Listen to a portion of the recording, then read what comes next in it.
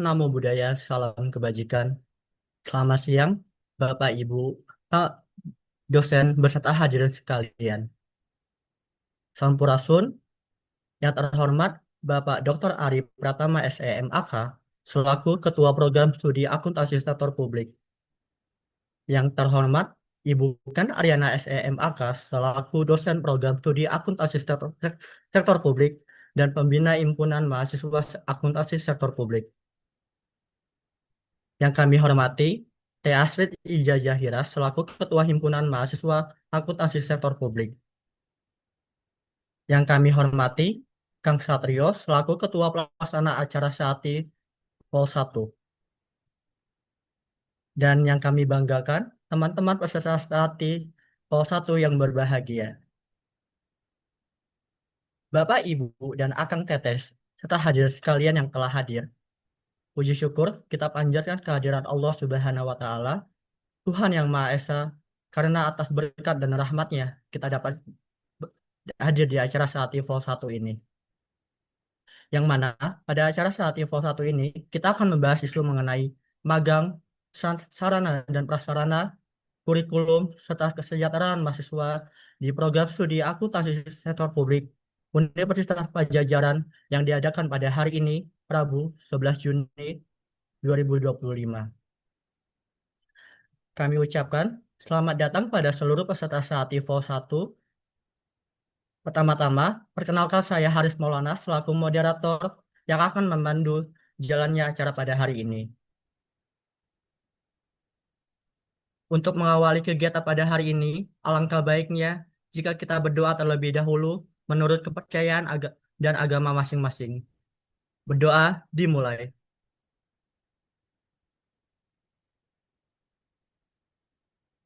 Berdoa dicukupkan. Hadirin yang berbahagia, marilah kita dengarkan sambutan dari Ketua Pelaksana saat Info 1 ini kepada Kang Satrio. Waktu dan layar dipersilakan.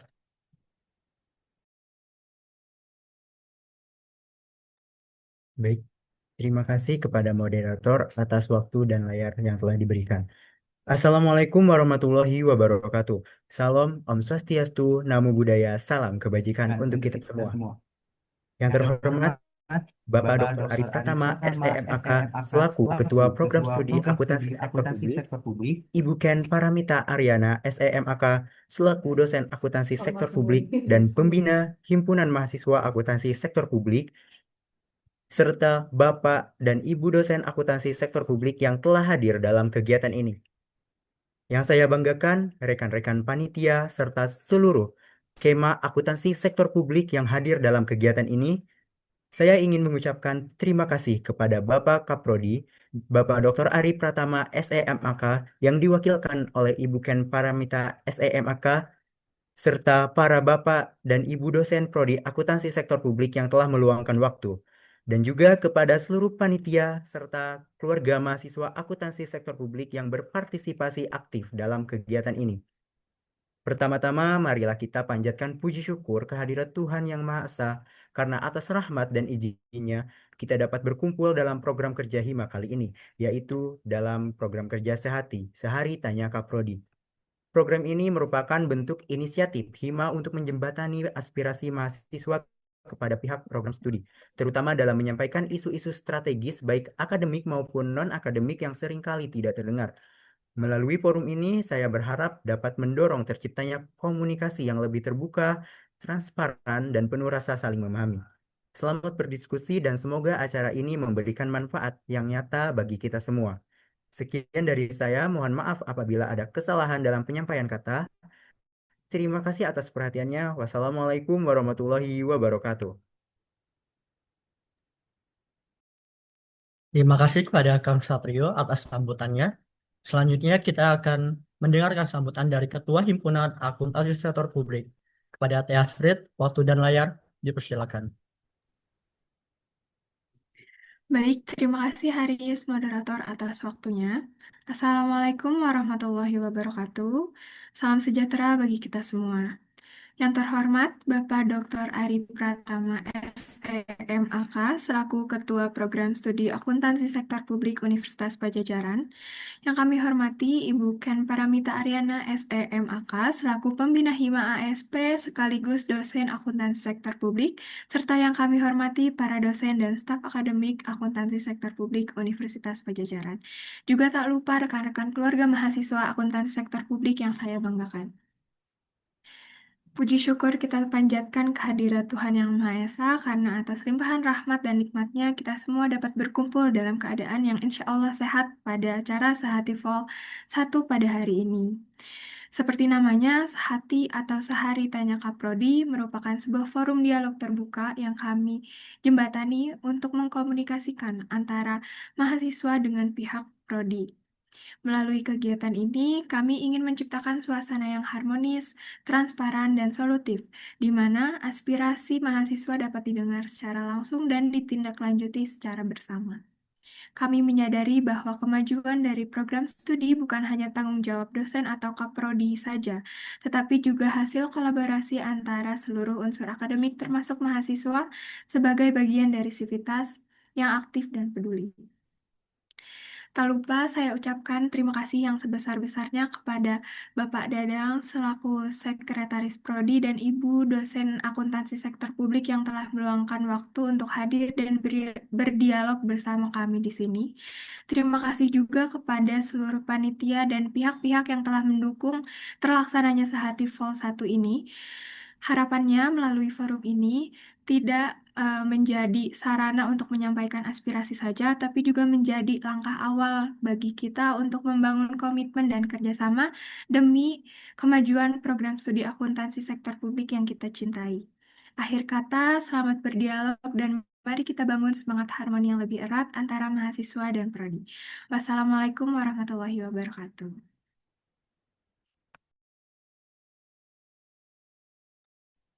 Terima kasih atas sambutannya, Teh Astrid. Selanjutnya, marilah kita dengarkan sambutan dari dosen dan pembina akuntansi sektor publik sekaligus narasumber kita pada acara kali ini, Ibu Ken Paramita Aryana. Kepada Ibu Ken Paramita Aryana, waktu dan tempat, waktu dan layar dipersilakan. Baik, Assalamualaikum warahmatullahi wabarakatuh. Eh, yang terhormat rekan-rekan dosen ASP, Bu Anissa dan Bu Faratun, dan rekan-rekan Hima ASP, Astrid dan tim, dan juga mahasiswa ASP yang saya banggakan. Alhamdulillah kita bisa berkumpul ya, meskipun di Zoom gitu ya. Semoga tidak mengurangi semangat kita untuk kita diskusi dalam kegiatan sehari. Nah, dalam kegiatan saat ini juga kita tidak hanya, kami dari Modi tidak hanya ingin membuat kebijakan dan membuat suatu keputusan tanpa mendengar begitu dari kalian. Nah, dari sini juga terima kasih sudah difasilitasi oleh Hima untuk kita bisa mendengar masukan-masukan dari rekan-rekan mahasiswa yang bisa memberikan masukan dan pandangan lain gitu ya terhadap kurikulum gitu ya, dosen dan lain-lain gitu. Pas kita mungkin sedang banyak konvergensi ya dari fakultas asal ya, FEB ke sekolah vokasi, dan semoga tidak mengurangi semangat kita untuk kuliah gitu. Enggak, silakan dibuka uh, diskusinya. Sekian dari saya. Wassalamualaikum warahmatullahi wabarakatuh.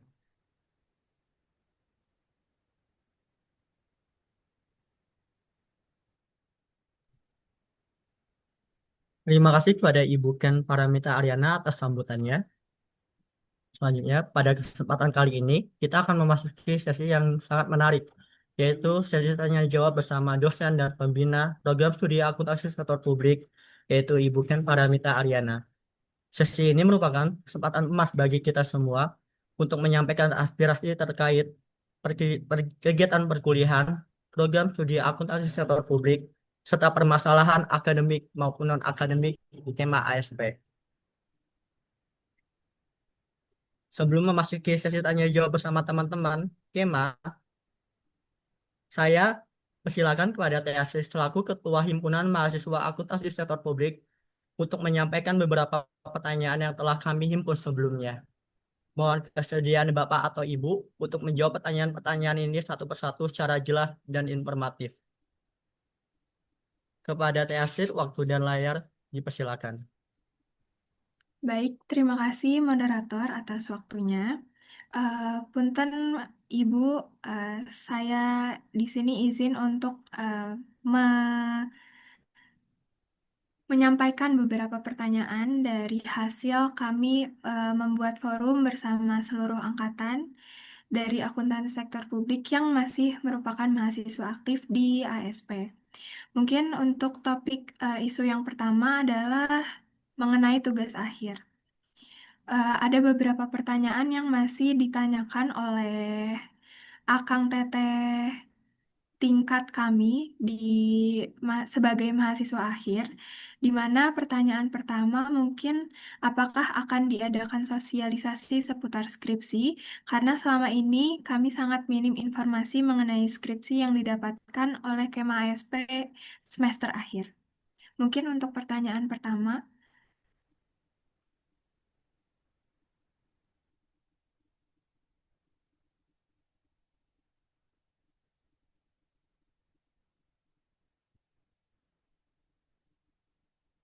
Oke, baik. Ya, baik. Suara saya terdengar jelas kah? Mungkin kedengaran ya. Oke, baik. Assalamualaikum warahmatullahi wabarakatuh, teman-teman semuanya. Oke, terima kasih banyak atas kesempatannya ya. Jadi di sini tadi saya sudah berdiskusi sama Pak Dadang. Pak Dadang mohon maaf karena tidak bisa hadir. Ada beberapa hal yang tadi sudah disampaikan dari Pak Dadang kepada saya ya. Ini akan saya lanjutkan kepada teman-teman semuanya ya. Oke, mengenai yang pertama sosialisasi seputar skripsi. Oke, kalau sosialisasi ini nanti mungkin akan kami diskusikan lagi ya di prodi seperti apa bentuk sosialisasinya. Tapi sampai saat ini sudah ada pedomannya teman-teman ya. Jadi pedoman SUP, pedoman LTA itu sudah ada dan kami percaya itu juga sudah didistribusikan ya pada teman-teman ya. Jadi untuk pedoman utama untuk SUP dan LTA ini sudah ada sehingga teman-teman bisa membacanya gitu. Jadi itu adalah guidance atau panduan utama ya dalam terkait dengan tugas akhir dan magang. Apakah akan ada sosialisasi? Ini akan kami diskusikan ya. Jadi nanti ini akan kami sampaikan juga kepada Kaprodi jika memang dirasa perlu untuk melakukan sosialisasi terkait dengan skripsi ataupun magang nanti mudah-mudahan bisa kami lakukan. Nah, ada beberapa hal yang mau saya sampaikan ya teman-teman terkait dengan tugas akhir. Jadi boleh ya sekalian berbagi informasi di sini ya. Jadi untuk tugas akhir atau skripsi itu teman-teman sudah mulai bisa melakukan penyusunan skripsi kalau teman-teman ini sudah mengambil SKS sebanyak sekitar 138 SKS ya. Jadi untuk lulus dari prodi ASP itu teman-teman harus menempuh 144 SKS. Oke ya. Kita harus menempuh 144 SKS termasuk skripsi untuk lulus. Oke. Jadi berarti syarat pertama untuk menempuh skripsi adalah teman-teman sudah menempuh SKS yang cukup. Dan cara menghitung SKS yang cukupnya gimana? 144 dikurangi dengan SKS skripsi.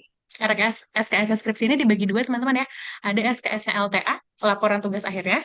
SKS LTA ini 4 SKS, kemudian SKS SUP itu 2 gitu ya. Jadi untuk LTA itu 4 SKS, untuk SUP itu 2 SKS, kalau digabung jadi 6 SKS gitu ya. Jadi 144 dikurangi 6 SKS itu sekitar 138 gitu. Jadi sekitar 138 SKS teman-teman bisa mengambil skripsi gitu ya. Mudah-mudahan jelas. Nah, 138 ini belum tentu akan betul-betul pas. Bisa jadi lebih sedikit gitu ya. Karena kan SKS kan beda-beda ya. Ada yang mata kuliahnya SKS-nya 2, 3 gitu ya. Sehingga mungkin akan ada perbedaan sedikit, tapi kurang lebih sekitar 138 SKS itu yang pertama gitu ya. Kemudian yang kedua kan kemarin ada simpang siur informasi ya. Maka misalnya kalau nilainya D, udah boleh ngambil skripsi dan lain sebagainya ya. Nah, jadi syarat untuk ngambil skripsi adalah tadi yang pertama SKS-nya itu kurang lebih 138. Yang kedua, kalau teman-teman masih ada nilai D lebih dari 2, itu nggak apa-apa mengambil skripsi. Jadi skripsi ini bisa diambil bersamaan dengan mengulang, ya. Jadi teman-teman boleh ngulang sambil ngambil skripsi, gitu ya, boleh ngulang. Cuman nanti kalau teman-teman punya nilai D lebih dari 2, itu nggak akan bisa LTA. Bisa dipahami ya? Jadi untuk menyusun skripsinya itu bisa, tapi untuk LTA-nya tidak bisa. Gitu. Kapan teman-teman bisa LTA? Bisa LTA ketika sudah tidak ada lagi nilai D lebih dari 2. baru teman-teman bisa LTA. Itu bisa dipahami ya. Jadi untuk ngambil skripsinya sendiri tidak perlu mengulang dulu gitu ya. Mengulang itu bisa bersamaan dengan mengambil skripsi. Oke. Kemudian yang sering jadi pertanyaan lagi adalah apakah kita harus seminar magang dulu gitu ya. Magangnya selesai dulu seminar magang baru bisa ngambil skripsi. Nah, jawabannya adalah banyak juga kakak tingkatnya yang melakukan hal tersebut bersamaan. Bersamaan di sini saya jelaskan dulu ya. Takutnya salah kaprah. Jadi yang dimaksud bersamaan adalah magangnya sudah selesai, oke ya, magang di perusahaannya sudah selesai, tapi belum melakukan seminar magang, gitu ya. Ini bisa juga mengambil skripsi, tapi magang di institusinya sudah selesai. Gitu. Kalau magang di institusi sudah selesai, belum seminar magang, itu sudah boleh mengambil skripsi. Gitu. Jadi pada kenyataannya, misalnya saya nih, saya punya anak bimbingan magang saya, itu juga ternyata sedang ngambil skripsi. Jadi itu sebetulnya bisa diperbolehkan gitu. Tapi dia sudah menyelesaikan magang di institusinya, walaupun belum selesai seminar magangnya, gitu ya. Oke, itu yang pertama terkait dengan skripsi. Mudah-mudahan informasi ini membantu teman-teman ya. Oke, Baik, terima oke kasih banyak kemudian, Bu Anissa Mhm, jawabannya. oke, Mhm, Mungkin saya izin menanyakan untuk pertanyaan kedua. boleh. Ah, Apakah informasi mengenai plotting KKN akan disosialisasikan sebelum tahun ajaran 2025-2026 dimulai, mengingat hal tersebut merupakan hal yang baru di mana pada KKN sebelumnya tidak dilakukan plotting seperti ini? Apa? Mana? Silakan. Silakan ini untuk pertanyaan Dulu kedua. yang dijawab oleh Ibu Pak Farhanisa Herbert. ya. Ah, Izin rekan-rekan Astrid ya mewakili dari Bu Anissa dan juga Bu Ken untuk plotting KKN itu sendiri sebetulnya kan lewat UNIF ya kalau plottingnya itu sendiri ya Astrid ya. Cuman kalau sosialisasi sebelumnya berarti kan teman-teman itu KKN-nya di semester depan ya Astrid. Betul Iya, tidak? betul Ibu, di Iya sebelum betul. semester 6. Nah, kalau misalnya kita berbicara tentang KKN itu memang lewat pusat. Jadi sama kayak kalian waktu semester 1 gitu ya, semuanya lewat pusat, tapi nanti untuk apa panduan teknisnya biasanya sebelum KKN-nya itu sendiri gitu, kayak misalnya kakak tingkatnya rekan-rekan gitu ya, sekarang mau KKN kan di bulan Agustus, nah baru akan disosialisasikan bagaimana nanti KKN-nya, bagaimana penggunaan dananya, bagaimana pertanggungjawabannya di bulan ini. Jadi di 2 bulan sebelum KKN itu dilaksanakan. Tapi untuk plottingnya itu sendiri biasanya apa namanya dari pusat. Nah, tapi ada beberapa kemungkinan juga kayak misalnya ada rekan-rekan yang ternyata ambil LTA-nya di luar pulau atau di luar kota yang sangat jauh sehingga tidak memungkinkan mengikuti KKN seperti yang diplotingkan oleh pusat gitu ya. Itu bisa minta untuk diadakannya perpindahan seperti itu. Jadi bisa apa namanya pindah atas permohonan di mana harus menyebutkan gitu ya secara rinci kenapa permintaan pindahnya seperti itu. Jadi untuk sosialisasinya mungkin nanti akan ada dari pusat mengenai pendaftaran dan yang lain-lain, tapi untuk apa namanya uh, KKN-nya itu sendiri biasanya di 2 bulan sebelumnya, seperti saat ini. Mungkin seperti itu Astrid, semoga menjawab. Baik Ibu, mungkin saya izin untuk memastikan berarti plottingnya itu sudah diplotingkan dari pusat ya Bu, kita tidak bisa memilih. Betul, kecuali untuk alasan-alasan tertentu rekan-rekan bisa minta untuk pindah kayak tadi ya, misalnya nyari datanya di Riau gitu, jadi mau gak bisa ikut gitu, atau misalnya rekan-rekan nyari datanya di Jakarta, ya berarti ikut yang KKN-nya sekitaran Jakarta gitu. Baik Seperti Ibu, itu. terima kasih Ibu Farhatun atas jawabannya. Mungkin untuk pertanyaan nomor 3 ini tadi juga sempat disinggung oleh Bu Anissa. Jadi kalau dari yang saya tangkap dan saya pahami itu berarti sudah dipublikasikan secara luas ya Bu ya kepada Kema. Oke, untuk pertanyaan 3 kami anggap sudah terjawab. Lalu untuk pertanyaan keempat, ada muncul pertanyaan. Katanya ada wacana perubahan untuk syarat kumlot bagi angkatan 2024. Apakah syarat kumlot di masing-masing angkatan akan dipublikasikan atau disosialisasikan? Ya, jadi teman-teman kalau untuk ini yang sifatnya itu ada di level universitas ya, ini kan perubahannya bukan oleh prodi ya, perubahannya oleh universitas, nanti sosialisasinya pun oleh universitas. Jadi universitas mensosialisasikan dulu ke fakultas, dari fakultas ke prodi, baru dari prodi si informasi tersebut akan disampaikan begitu. Karena ini yang berwenang bukan prodi teman-teman ya, ini di tingkat universitas. Bahkan mungkin Kementerian Pendidikan ya, kalau syarat kumulatif mah ya, ini ya dari kementerian gitu. Jadi kalau misalnya teman-teman merasa ya, misalnya ada informasi yang mepet dan lain sebagainya gitu ya, dilihat dulu dari tingkat mana perubahannya terjadi gitu. Jadi belum tentu itu perubahan yang terjadi itu dari prodi gitu, bisa jadi tadi bahkan levelnya sampai ke kementerian. Jadi kalau ada perubahan sudah pasti nanti akan diteruskan. Gitu. Baik, Ibu. Mungkin izin follow up question. Mungkin nanti ini perubahannya ada dari tingkat universitas ataupun dari kementerian. Nah, saya izin bertanya, mungkin mewakili beberapa teman-teman juga, apakah akan disampaikan secara langsung melalui prodi kepada kami, atau jika kami mencari tahu dari mungkin platform universitas atau platform kementerian, itu akan sama informasinya? Iya, harusnya sama. Dan juga untuk informasi seperti ini, biasanya nanti ini disampaikannya pertama tentu kepada kakak tingkatnya dulu ya, yang betul-betul akan menjalankan. Jadi yang akan sidang baru terinfokan bahwa sekarang misalnya syarat sidang ini apa gitu. Jadi memang mungkin bentuk komunikasinya ya, mungkin tidak kepada seluruh mahasiswa ASP gitu ya. Tapi mungkin selama ini kan pola komunikasinya kan teman-teman berkomunikasi dengan Pak Dadang ya selaku Sekprodi. Jadi nanti misalnya ada mahasiswa yang mau sidang akan diinformasikan apa saja syarat kelulusan, syarat cum laude, dan lain sebagainya. Kemudian baru informasi tersebut bisa diteruskan oleh mahasiswa yang sudah menempuh sidang tersebut. Gitu. Memang selama ini pola komunikasi kan seperti itu ya, kepada Pak Dadang, jadi kepada Pak Dadang langsung dan juga kepada mahasiswa yang bersangkutan yang akan sidang. Karena kan informasi seperti ini kan teman-teman nanti akan butuhnya nanti di tingkat akhir. Walaupun kalau misalnya teman-teman ingin tahu ya dari awal apa sih syarat cum laude itu juga bisa. Baik, Ibu, berarti bisa disimpulkan kalau kita memang ingin tahu bisa ditanyakan kepada Pak Dadang gitu ya, Bu. Kalau masih belum mahasiswa akhir. Betul. Baik, Ibu, terima Betul. kasih atas jawabannya. Untuk pertanyaan selanjutnya mengenai magang, ada mahasiswa yang merasa bahwa informasi mengenai magang seperti dosen pendamping dan lain-lain itu masih sangat kurang untuk bisa didapatkan dan pemberitahuannya cukup mepet. Apakah akan ada perbaikan terkait hal ini? Oke, untuk magang sendiri teman-teman, kita akan dapat nama dosen pendamping ketika sudah daftar gitu. Jadi teman-teman daftar, kemudian baru memang nanti akan diasainkan dosen pendampingnya siapa. Memang mekanismenya seperti itu begitu. Nah, di sini informasinya informasi seperti apa yang menurut teman-teman kurang, mungkin nanti bisa kami coba jawabkan informasi seperti apa yang ingin diketahui. Karena kalau misalnya untuk informasi terkait dosen pendamping kan memang harus daftar dulu ya, baru diasainkan oleh prodi gitu. Kami juga sebagai dosen sama gitu. Kami juga ditugaskan. Jadi nanti ketika sudah ada yang daftar, nanti prodi akan menugaskan gitu kepada para dosen tersebut. Baik, Ibu.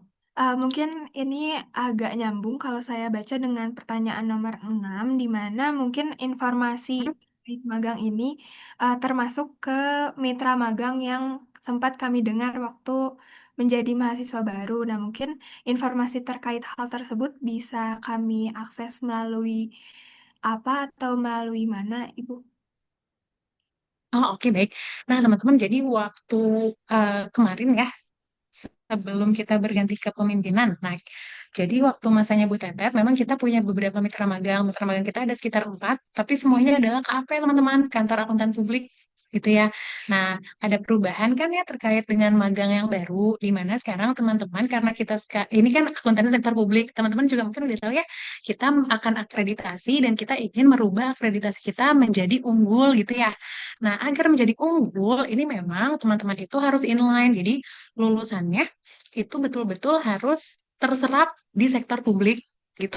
Kebayang nggak? Nah, makanya kenapa sekarang kok strict banget, kenapa magangnya harus di sektor publik, kenapa TA betul-betul dibatasi pada sektor publik, karena memang itu adalah mencirikan prodi yang berhasil, prodi yang sukses, karena kalau teman-teman memilih vokasi ya, kalau kevokasian itu kita ciri utamanya adalah niche, teman-teman, jadi market kita memang mendalam, memang narrow ya, sempit, tapi mendalam gitu, itu adalah ciri-ciri untuk sekolah vokasional ya. Nah, jadi memang karena kita ini di sektor publik, jadi dibatasi gitu di sektor publik saja gitu. Nah, kemudian, jadi itu betul.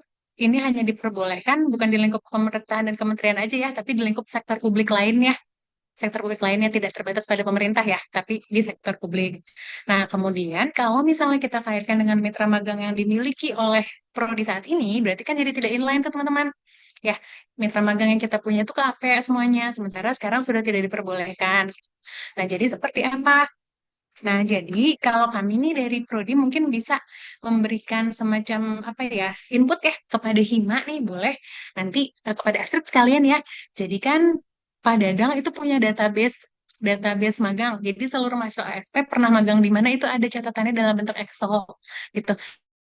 Jadi teman-teman kalau misalnya mau memperoleh informasi terkait dengan tempat magang kira-kira bisa di mana, bisa diakses, minta aja aksesnya ke Pak Dadang. Jadi mungkin Hima bisa bantu ya. Jadi ini bisa jadi salah satu program juga ya, punten mungkin mungkin bisa di highlight juga bahwa teman-teman bisa mengelola tempat magang karena itu banyak banget juga di sana kalau teman-teman lihat database-nya itu ada banyak sekali sektor publik juga di sana dan kemudian kan bisa di-trace ya siapa yang sudah pernah magang di sana, bisa dimintakan kontaknya dan lain sebagainya. Jadi teman-teman bisa bantu mengelola permagangan itu jadi bisa dikerjasamakan gitu antara Prodi dan Hima. Itu mungkin ya untuk lebih memudahkan. Tapi kalau untuk sampai saat ini memang mitra magang kita ya di Prodi belum ada untuk sektor publik. Oke, baik Ibu. Terima kasih atas jawabannya. Berarti kalau bisa saya Kasih. sampaikan, kalau dari Prodi sendiri itu belum ada platform yang memang menyediakan informasi secara menyeluruh terkait magang. Jadi bisa kami Hima yang membantu untuk menyebarluaskan info tersebut ya Bu ya.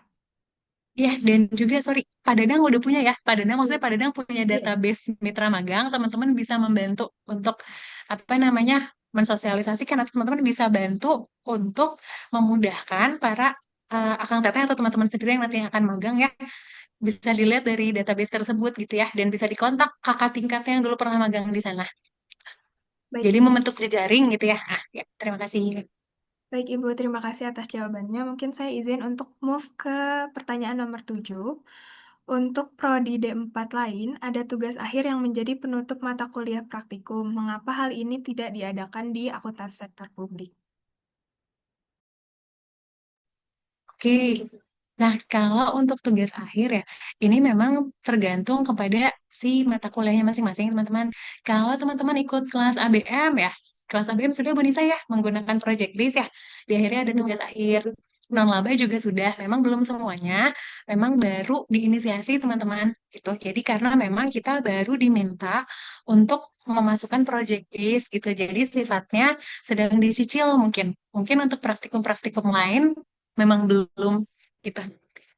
Tapi pelan-pelan sudah gitu dan mungkin di antara teman-teman juga ada yang sudah ya di mata kuliah praktikum. Berarti bisa dijawab dengan masih dalam proses ya Bu untuk sistem seperti ini. Ya. Betul dan juga sudah ada mata kuliah yang sudah ada beberapa contohnya ABM ya, akuntansi biaya dan manajemen publik dasar dan akuntansi non laba ya. Izin menambahkan Astrid, betul. Jadi yang namanya kita ngembangin kurikulum sama ngembangin salah satunya ini apa praktika gitu ya, kan gak ngasal ya. Makanya ketika teman-teman dapat apa namanya tugas pengganti biar gak UAS tuh kita pengen ada ukuran gitu ya. Teman-teman terukur memang sudah bisa gitu tanpa ujian pun teman-teman bisa atau mampu apa sih yang diharapkan dari mata kuliah itu gitu ya. Misalnya kalau akuntansi non laba kan berarti teman-teman bisa membuat gitu kan laporan keuangan organisasi non-laba, makanya project base-nya kayak bikin laporan keuangan masjid, laporan keuangan yayasan gitu ya, dan itu memang bertahap. Kemarin kita coba udah inisiasi ya 2 semester ini, semoga nanti semakin lama memang apa namanya tujuan akhirnya ingin lebih banyak yang project base, bahkan lebih dari 60% Astrid. Doakan kami ya, semoga nanti bisa semua mata kuliah jadi benchmarknya ke mata kuliah yang sudah dilakukan project base itu, karena diharapkan kan sebenarnya kita bukan banyak nulis di kelas gitu ya, ujian di kelas gitu ya, yang namanya vokasi kan kita pengennya banyak praktiknya dan oh seperti ini ya di lapangan gitu. Kalian coba tuliskan seperti apa sih gitu. Nah, seperti itu mungkin Astrid tambahannya. Baik, terima kasih Bu Farhatun dan Bu Anissa atas jawabannya, sangat amat menjawab. Kemudian untuk pertanyaan nomor 8, sepertinya tadi sudah sempat dibahas di awal juga oleh Bu Anissa, jadi saya anggap sudah terjawab. Dan kita langsung ke pertanyaan nomor 9. Pihak Hima ASP 2025 bagian advokasi ingin mengajukan untuk diadakan audiensi bulanan dengan pihak Prodi. Bisa dengan Pak Kaprodi ataupun dengan Sekprodi ataupun dengan Bapak Ibu dosen untuk menyampaikan aspirasi-aspirasi yang telah menumpuk dan selalu tidak terselesaikan dalam kurun 1 tahun atau lebih karena kurangnya informasi yang didapat. Apakah hal tersebut memungkinkan bagi Ibu dosen atau yang bersangkutan? Oke. Oke. Jadi saya izin untuk memberikan informasi teman-teman.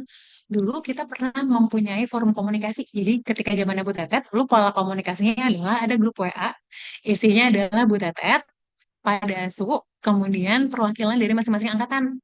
Jadi di sanalah forum komunikasi atau audiensi itu gitu. Jadi sifatnya memang nggak bulanan, sifatnya ketika butuhkan informasi berarti bisa apa namanya ditanyakan di WA tersebut. Mungkin memang sekarang belum ada ya.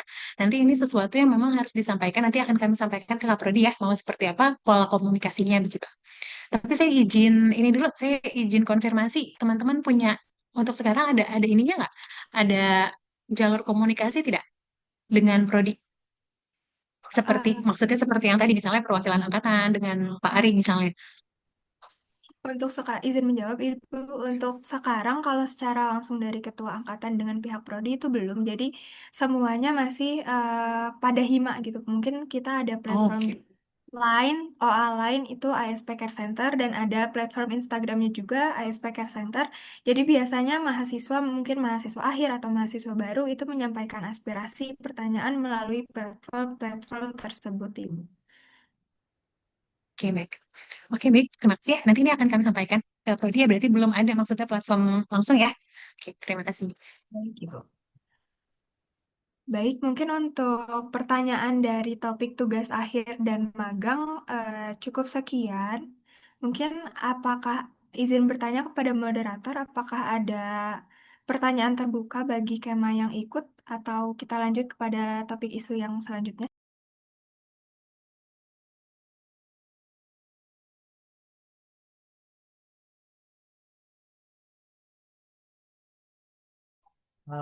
Saya kalau boleh dilanjut dulu pertanyaan terkait yang udah dihimpun ini pertanyaannya. Nanti bakalan ada pertanyaan untuk para kemanya. Oke, baik. Terima kasih moderator. Izin Ibu dosen saya untuk melanjutkan isu-isu yang ingin kami tanyakan. Mungkin sebelumnya boleh break azan terlebih dahulu, rekan-rekan dan Ibu dosen, sekitar 1 sampai 2 menit.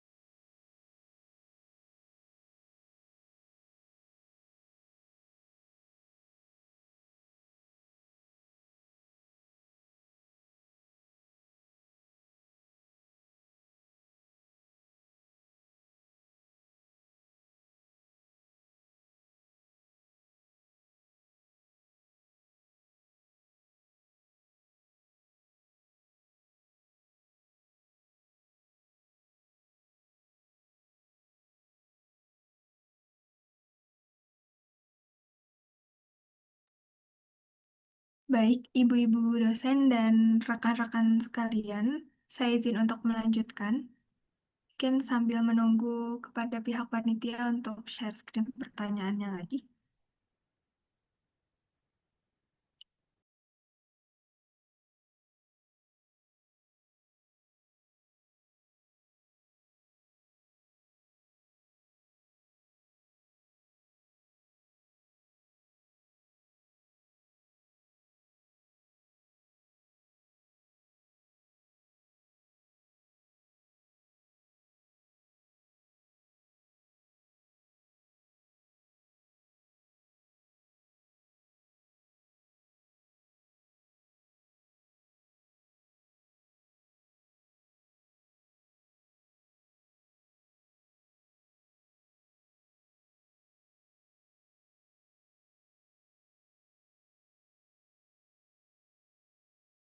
Ini tuh gimana sih? Mereka nggak sih? Mangga Astrid.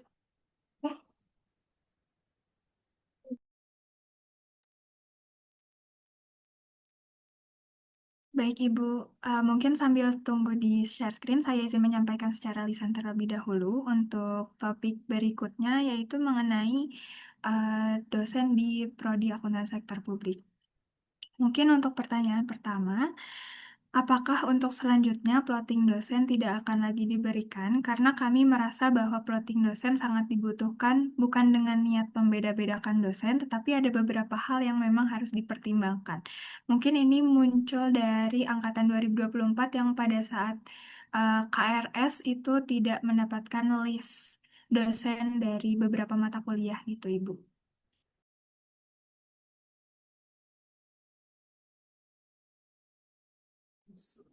Ya, baik. Untuk masalah plotting dosen ya. Nah, kebetulan untuk plotting dosen itu bukan kebijakannya di prodi, melainkan di fakultas gitu. Nah, karena plotting dosen untuk pengajaran, terkait dengan pendidikan, pengajaran gitu ya, dan akademik itu terpisah ya. Kalau misalnya 2023 itu masih di FEB, masih mengikuti kebijakan di FEB gitu ya.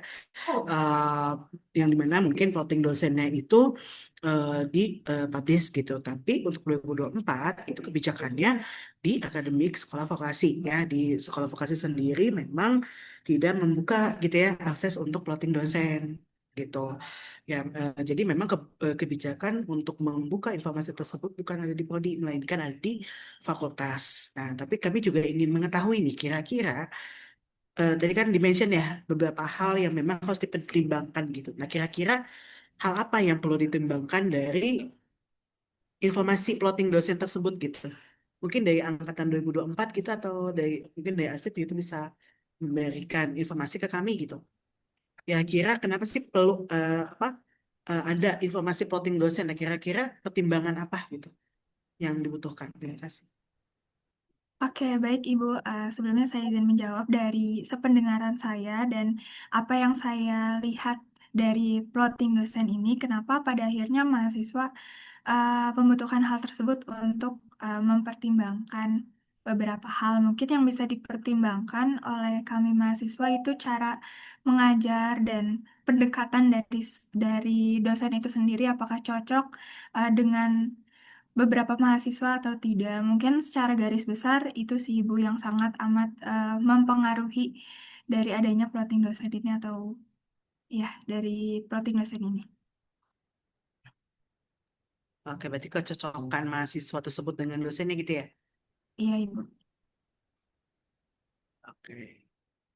Oke, mungkin gitu aja sih kalau misalkan dari kami ya gitu. Jadi sebenarnya ya informasi plotting dosen ya bukan kebijakan dari prodi, melainkan dari fakultas. Makanya kenapa hanya 2024 nih yang ke apa tuh namanya yang tidak diberikan akses plotting gitu. Nah itu bukan bukan serta-merta dari prodi ya gitu, tapi dari fakultas itu sendiri gitu. Baik Ibu, terima kasih atas jawabannya. Mungkin saya izin lanjutkan untuk pertanyaan nomor 2.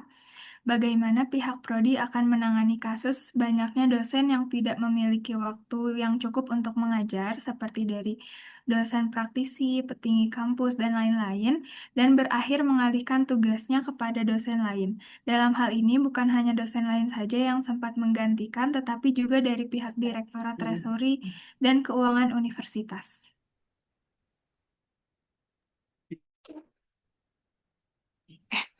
Baik, untuk ini saya izin untuk menjawab teman-teman ya.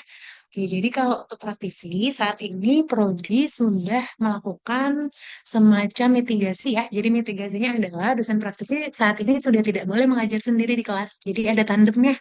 Jadi dosen praktisi akan dipasangkan dengan dosen tetap gitu ya. Dan seterusnya akan seperti ini.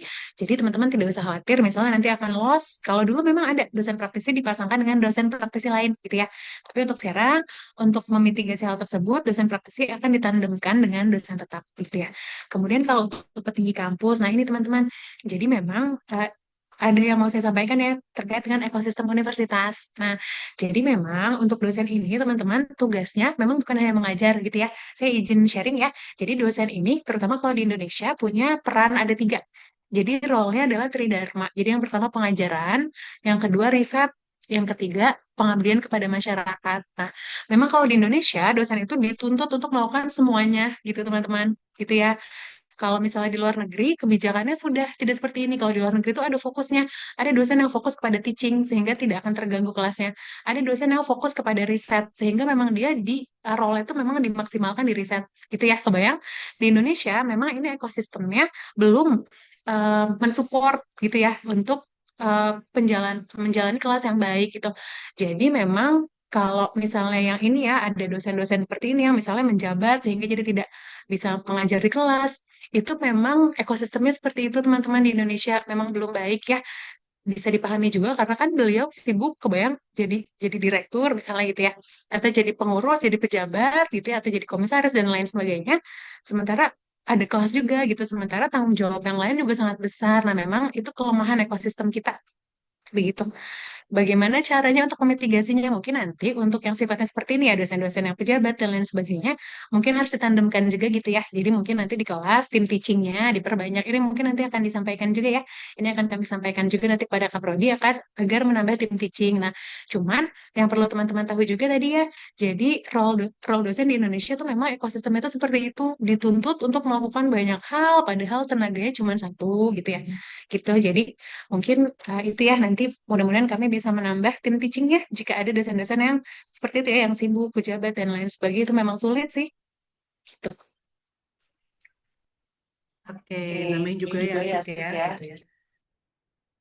Meskipun demikian gitu ya, memang terlepas dari kesibukannya, dosen-dosen yang mungkin praktisi ataupun pejabat-pejabat kampus gitu, mungkin memang secara tidak langsung gitu ya untuk berinteraksi di kelas gitu, tetapi mereka karena ya mungkin dosen senior kami gitu ya, tanggung jawabnya juga penuh dalam mereview tugas-tugas UAS gitu ya.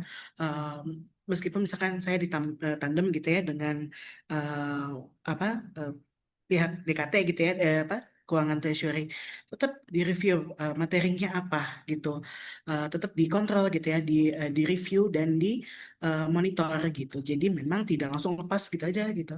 Tetap setiap mingguannya pun selalu ada komunikasi gitu dengan kami-kami. Mungkin itu aja sih tambahannya. Makasih ya. Baik, terima kasih Ibu-Ibu dosen atas penjelasannya. Kami juga sangat amat menghargai kontribusi mereka, tapi kami juga menanyakan ini karena melihat dalam beberapa kasus pengalihan tugas mengajar ini menjadi apa ya? Jadi memengaruhi kesinambungan proses belajar mengajar di kelas. Jadinya mungkin untuk beberapa mahasiswa jadinya kurang masuk atau kurang efektif.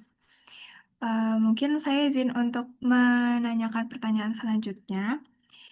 Pertanyaan selanjutnya, kami memahami bahwa sejak pandemi COVID-19 2019, Unpad menerapkan sistem blended learning. Namun dalam praktiknya, kami menemukan bahwa sebagian perkuliahan dilakukan hampir sepenuhnya secara asinkronus. Hal ini berpengaruh pada efektivitas pemahaman materi. Apakah Prodi memiliki evaluasi atau kebijakan untuk memastikan pelaksanaan blended learning tetap berjalan secara seimbang dan optimal?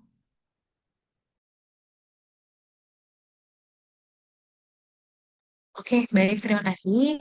Untuk saat ini memang Prodi belum ada ya gugus kendali mutu yang khusus mengevaluasi apakah proses blended learning ini berjalan dengan efektif. Ini mungkin nanti bisa menjadi masukan teman-teman ya. Jadi sebelum memulai semester, biasanya akan ada lokakarya dulu. Nah, jadi di lokakarya ini nanti akan disampaikan kebijakan-kebijakan baru dan lain sebagainya.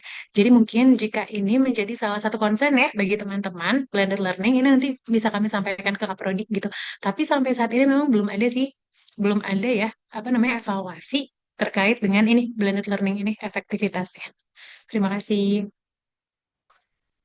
Baik, terima kasih atas jawabannya Ibu. Mungkin untuk topik isu mengenai dosen yang ada di Prodi Akuntan Sektor Publik uh, sudah cukup dan isu selanjutnya yang ingin kami bahas mengenai kurikulum.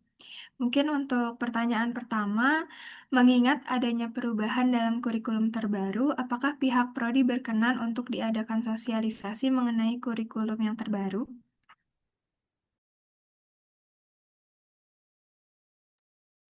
Oke, jadi memang ada perubahan ya teman-teman, ada pergeseran kurikulum dari 23 ya, 2023, 2024, bahkan dari 2022 ke 2023 pun ada pergeseran. Memang ada berbagai mata kuliah yang baru yang ditambahkan, kemudian ada juga beberapa yang dihapuskan. Ya, memang ini betul membutuhkan sosialisasi, sehingga mungkin nanti pola komunikasinya dan lain sebagainya ini akan kami sampaikan kepada Kaprodi ya, terkait dengan hal ini. Cuma, nah, untuk yang saya tahu ya, Pak Ari selalu membuat surat edaran, betul ya?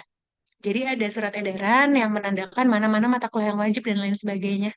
Mungkin jika tidak diadakan sosialisasi, mungkin penyebaran informasi tersebut akan berupa surat edaran gitu. Dan saya mau konfirmasi apakah teman-teman sudah mendapatkan surat edarannya?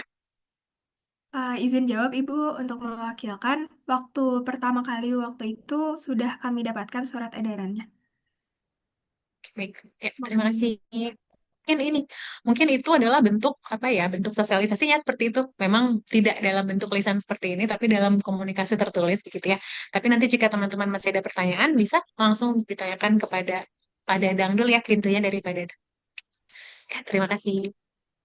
Baik Ibu Anissa, terima kasih atas jawabannya, sangat amat menjawab. Untuk pertanyaan selanjutnya, saya izin lanjutkan. Pertanyaan kedua, masih dengan permasalahan perubahan kurikulum, ada angkatan 2023 ke atas yang harus mengulang beberapa mata kuliah sebelumnya. Namun, sayangnya di kurikulum terbaru tidak ada kelas untuk mata kuliah tersebut, yang mana hal ini berarti memaksa orang tersebut untuk menunggu di semester berikutnya. Adakah solusi lain untuk hal ini, misal semester pendek atau semacamnya? Oke, baik. Sorry. Izin menjawab ya. Jadi teman-teman di Unpad sudah tidak ada semester pendek ya. Jadi sudah dihapuskan. Memang semester pendek tidak ada. Kalau kita mau mengulang, memang harus menunggu semester berikutnya. Mungkin itu yang bisa diberikan. Sudah dihapuskan semester pendek ya. Silakan mungkin mau menambahkan. Ya, ya setuju juga dengan Bu Ica ya bahwa memang Unpad tidak ada semester pendek. Jadi memang dari kami dari Prodi memang tidak bisa membuka sendiri gitu. Untuk khusus Prodi kita ada semester pendek karena itu kan semuanya dari apa namanya dari universitas gitu. Nah, memang kalau untuk mengulang gitu ya banyak nih misalkan kayak apa. Nah, ini juga permasalahan mahasiswa mengulang ternyata dia mengulang di dua mata kuliah yang sebenarnya jadwalnya bentrok gitu. Nah, itu juga memang harus memilih gitu, kira-kira mana yang dirasa eh, dia potensial, maksudnya eh, lebih apa ya, lebih potensial untuk bisa mengulang di mata kuliah mana nih gitu. Karena ada beberapa mahasiswa yang bentrok gitu untuk mengulang gitu. Misalnya gini. eh, dia semester 4 semester 6 ya, tapi dia mengulang untuk mata kuliah semester 2 yang mana jadwalnya itu bentrok dengan mata kuliah dia reguler gitu. Nah, itu eh, ya nanti sebenarnya sih kami memberikan opsional ya, maksudnya mereka memberikan opsi ya untuk mereka memilih gitu. Tapi nanti baiknya nanti ditanyakan juga ya ke Kaprodi gitu ya untuk masalah jadwal-jadwal yang bentrok tersebut. Terima Baik, kasih. Ibu Anissa dan Bukan, terima kasih atas jawaban-jawabannya. Mungkin ini ada follow-up question mengenai mata kuliah yang mengulang.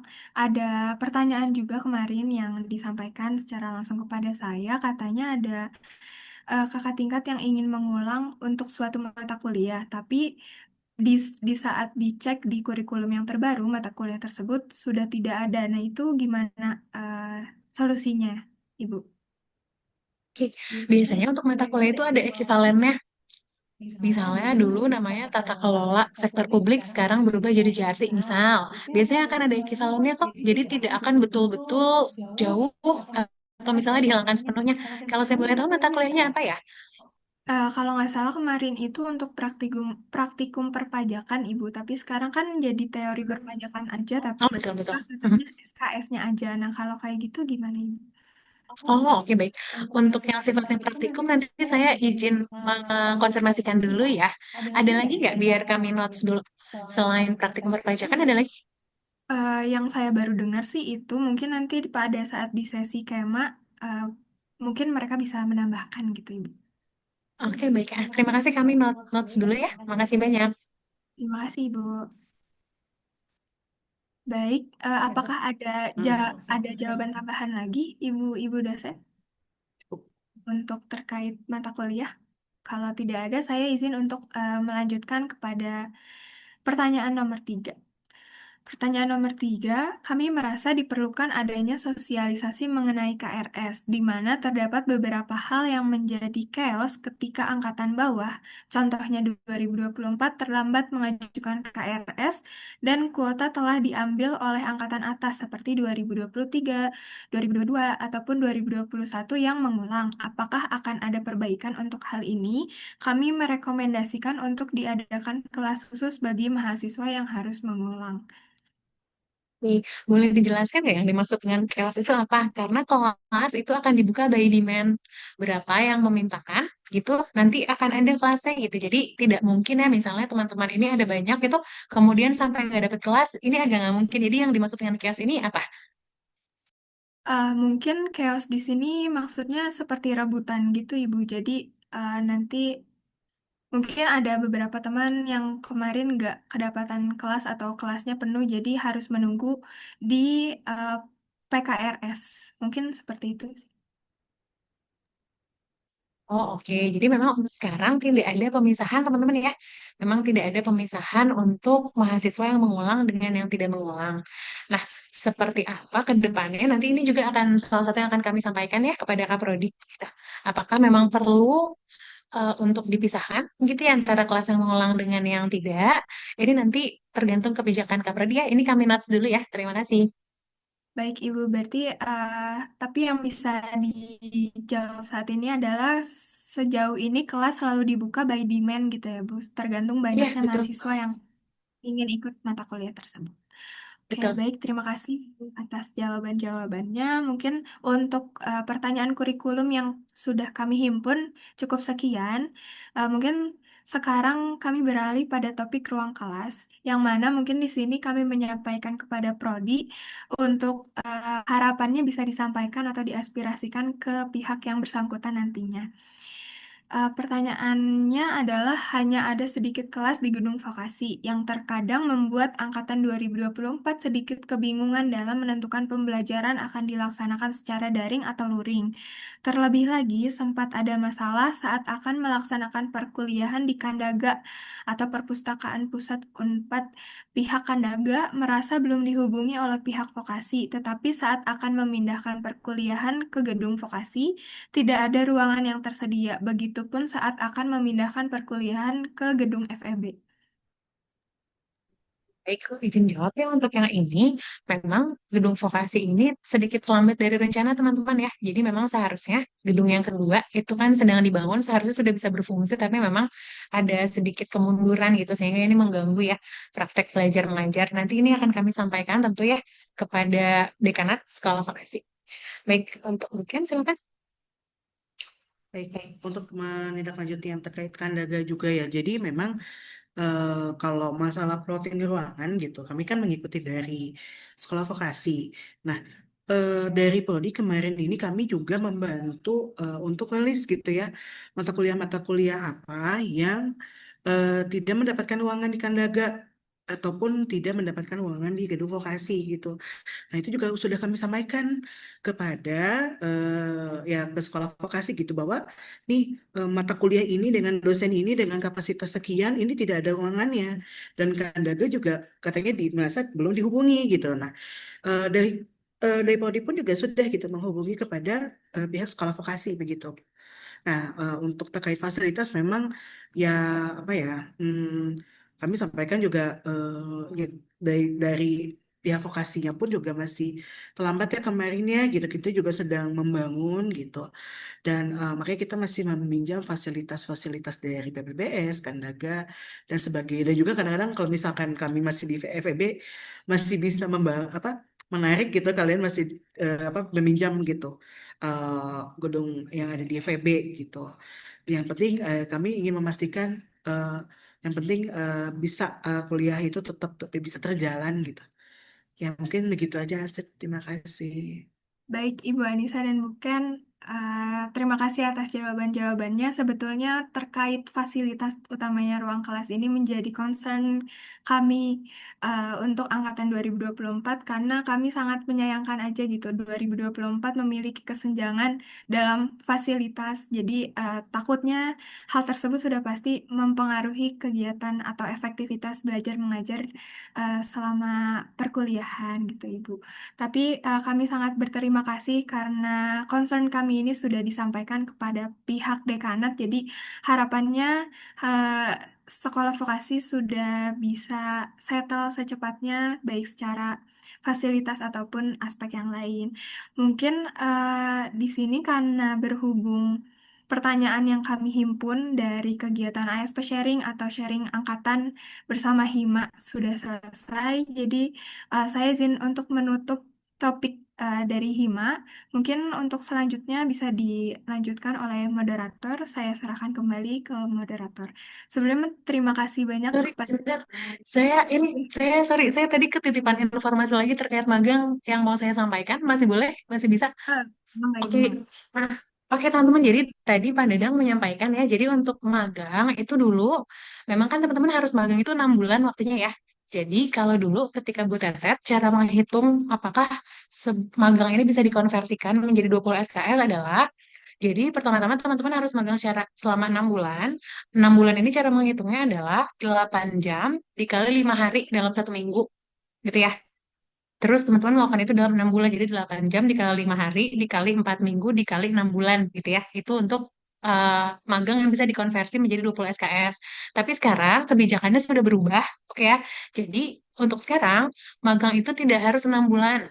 Ya, yang dimaksud dengan magang 6 bulan itu bukan berarti teman-teman magang di institusi selama 6 bulan, tapi bisa juga teman-teman magangnya hanya 3 bulan, kemudian 3 bulan selanjutnya teman-teman melakukan persiapan untuk pembuatan laporan magangnya, gitu ya. Jadi magangnya 3 bulan, pembuatan laporan magang plus seminar magangnya dihitung 3 bulan, itu bisa dikonversi jadi 20 SKS. Jadi ini kalau misalnya teman-teman cuma dapat tempat magang di satu tempat selama 3 bulan, nggak usah cari kedua tempat magang, bisa dipahami ya. Kalau dulu nih teman-teman misalnya magang 3 bulan, itu memang harus cari dua tempat magang, gitu ya. Nah kalau sekarang, kalau misalnya teman-teman cuma dapat satu tempat magang selama 3 bulan, itu boleh satu aja, plus nanti teman-teman melakukan penyusunan laporan dan juga seminar magang di 3 bulan berikutnya.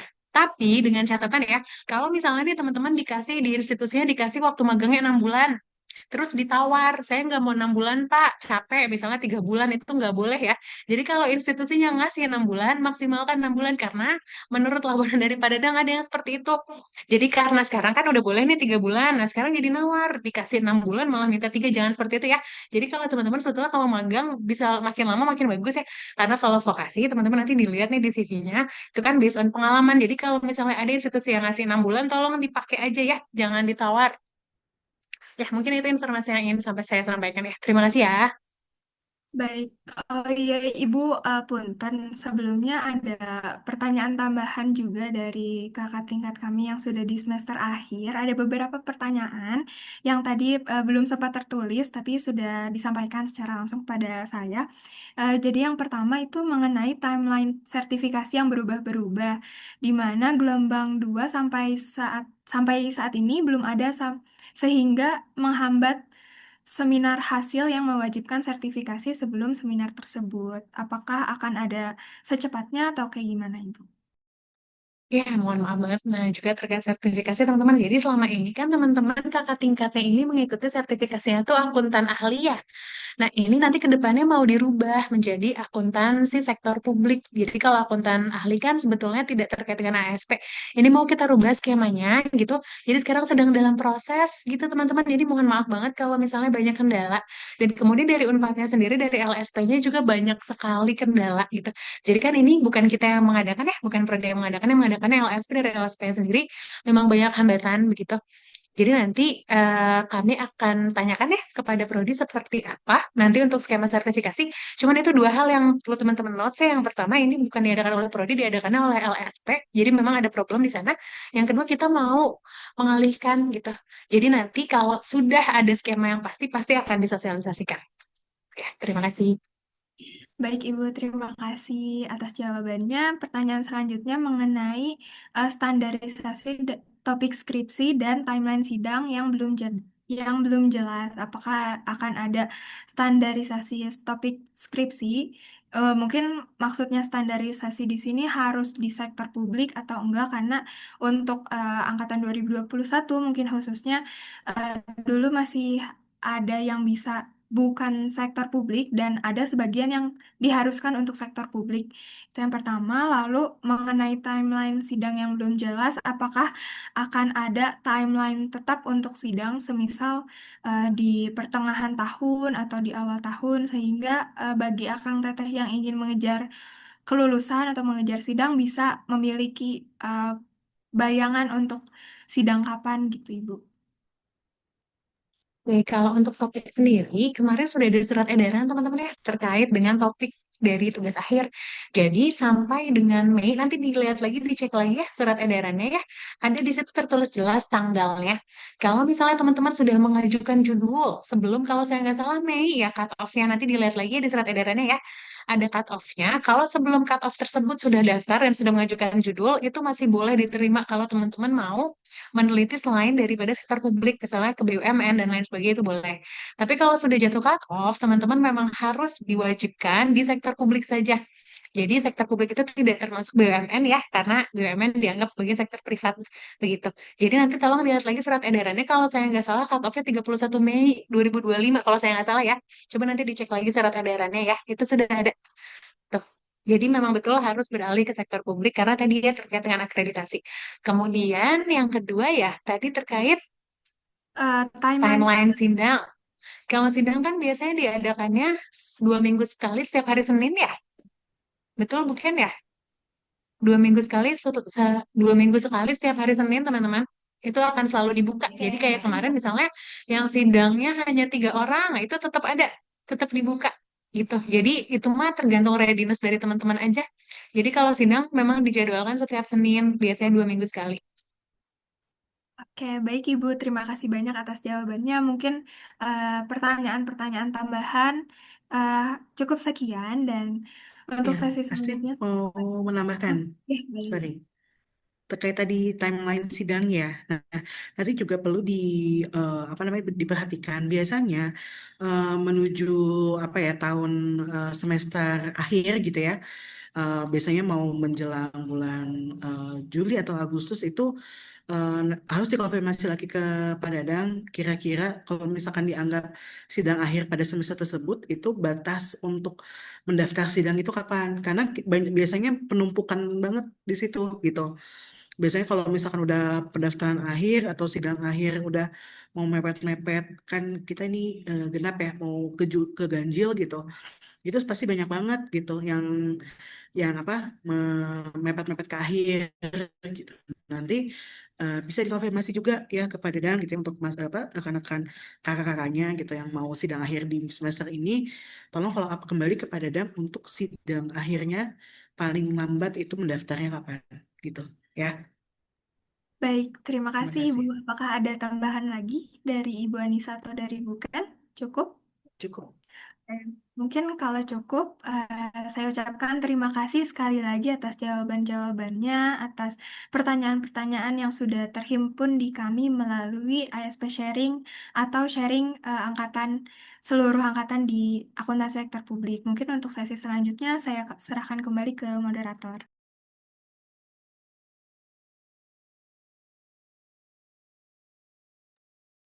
Baik, terima kasih kepada Teh Asri yang udah membacakan pertanyaan yang udah terhimpun, dan terima kasih juga kepada Ibu Ken, Ibu Anissa Nabila, dan Bu Farhatun Nisa yang udah menanggapi pertanyaan yang udah terhimpun.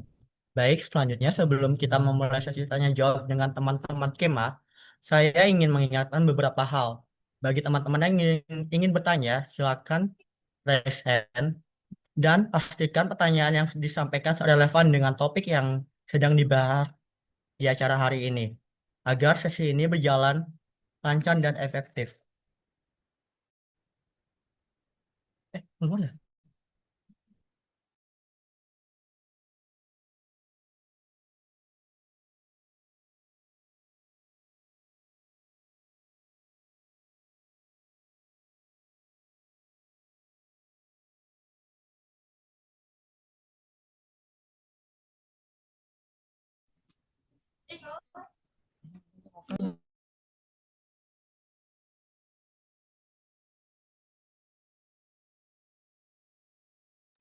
Maaf semuanya, karena ada kendala jaringan mungkin di device yang lain. Saya ulangi, sebelum kita memulai sesi tanya jawab dengan teman-teman Kema, saya ingin mengingatkan beberapa hal. Bagi teman-teman yang ingin bertanya, silakan raise hand, serta pastikan pertanyaan yang disampaikan relevan dengan topik yang sedang dibahas acara hari ini, agar sesi ini berjalan lancar dan efektif. Baik, tanpa berlama-lama lagi, mari kita mulai sesi tanya jawab ini. Waktu dan tempat, waktu dan layar kami persilakan untuk Kema.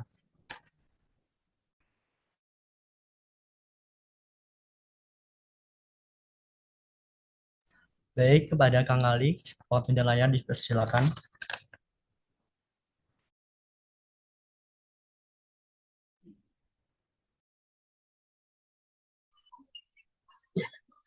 Izin teman-teman Tia, suara saya terdengar gak ya?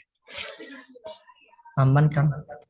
Oke, terima kasih buat kesempatan teman-teman Tia, dan juga terima kasih buat Ibu dosen yang bersedia hadir pada sore kali ini. Izin Ibu, saya mewakili teman-teman Ibu, izin bertanya 3 hal Ibu.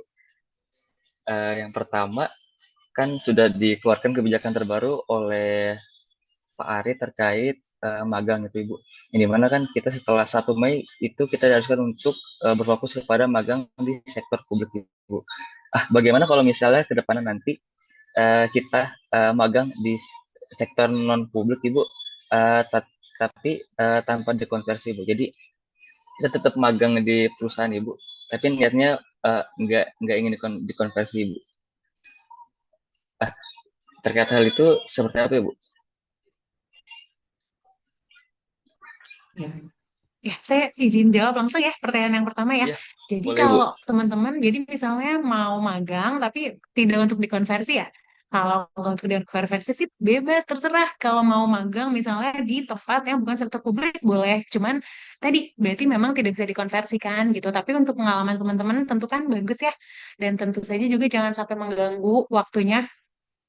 Maksudnya mengganggu waktu lulus dan lain sebagainya gitu.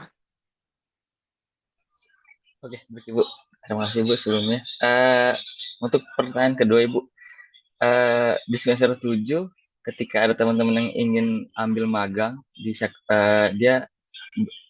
dia ngambil magang di sektor pemerintahan Ibu.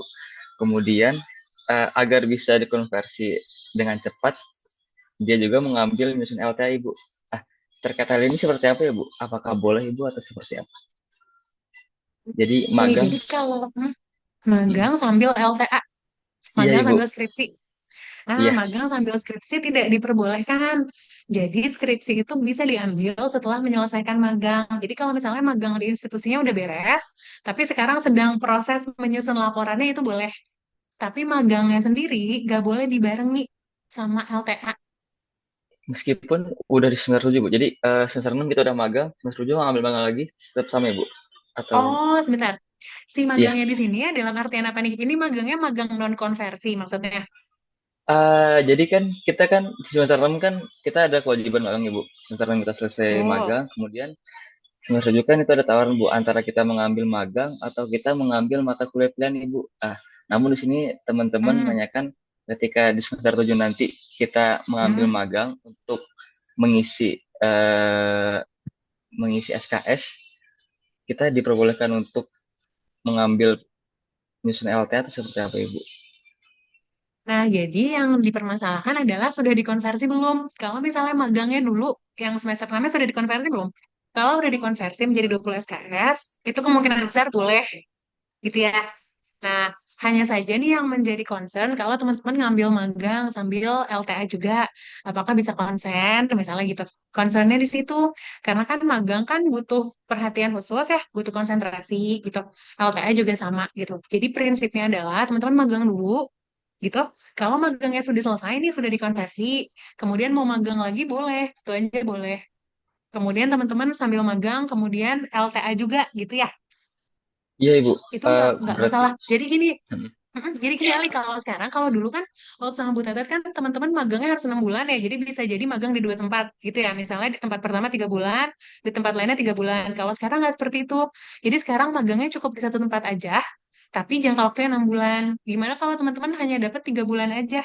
Gitu. Itu juga boleh. Jadi misalnya nih Ali lagi magang cuma dapat 3 bulan itu boleh. 3 bulan setelahnya itu difokuskan di penyusunan magang. Itu bisa dikonversi jadi 20 SKS.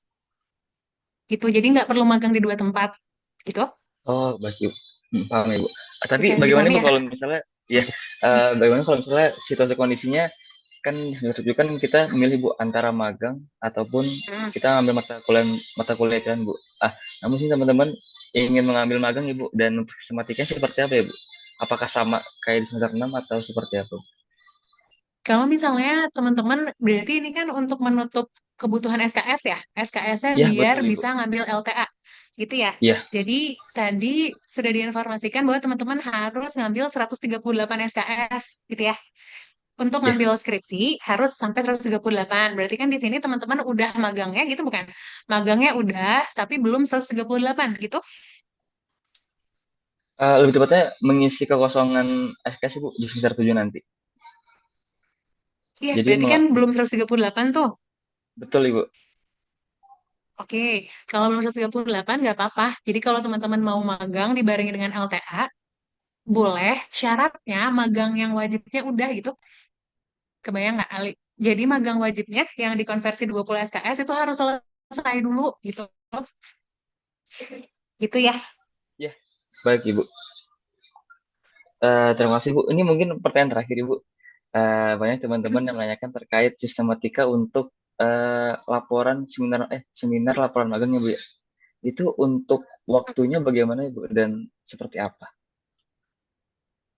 Waktunya maksudnya waktu gimana? Waktu untuk kita melakukan seminar magang itu Bu. Oh, seminar magangnya. Oke. Iya, Jadi seminar magang itu tadi ya. Oke, jadi untuk seminar magang, jadi kan tadi ya si magang itu 6 bulan. Oke ya, magang itu 6 bulan. Maka teman-teman dapat di institusinya itu 6 bulan penuh. Setelah 6 bulan penuh baru menulis laporan. Atau tadi teman-teman cuma dapat 3 bulan. Kalau udah dapat 3 bulan, ya setelah itu 3 bulan sisanya menulis laporan magang gitu. Nah, laporan magang berarti bisa dilakukan ketika teman-teman sudah menyelesaikan magang. Tapi kalau mau sambil juga bisa. Jadi sambil nyicil ya, sambil magang iya, sambil mengerjakan laporannya itu juga bisa gitu. Kapan boleh dilakukan seminar magang? Ketika magangnya udah selesai. Pokoknya ketika magangnya udah selesai, laporannya sudah beres, teman-teman bisa segera seminar magang gitu. Dan seminar magang bukan syarat skripsi ya.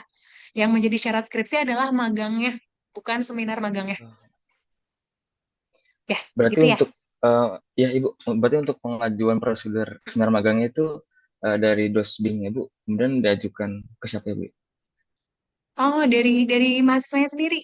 Jadi Oh, teman-teman sendiri. kalau sudah selesai ya, jadi misalnya laporan magangnya sudah selesai, itu bisa langsung menghubungi Pak Dadang untuk dijadwalkan seminar Oh, magangnya. baik Ibu. Kalau seminar magang, sampai saat ini ya, sampai saat ini seminar magang itu dilakukannya hanya sama pembimbing. Jadi nanti yang ngujinya adalah pembimbingnya Oke. tersebut. Sampai saat ini gitu. Jadi belum ada skema. Kalau teman-teman SUP atau LTA kan ada pembimbing, ada penguji gitu ya. Tapi kalau magang sampai sekarang memang diujinya sama pembimbing sendiri gitu. Jadi lebih ke presentasi biasa aja sih Baik Ibu. Berarti gitu. intinya magang selesai, laporan selesai, baru Ibu seminar magang Ibu. Betul. Betul.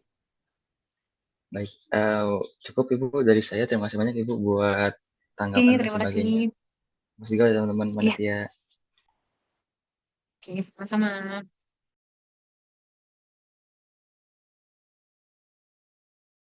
Baik, untuk para kema yang lainnya, jika ingin ada yang bertanya, silakan raise hand.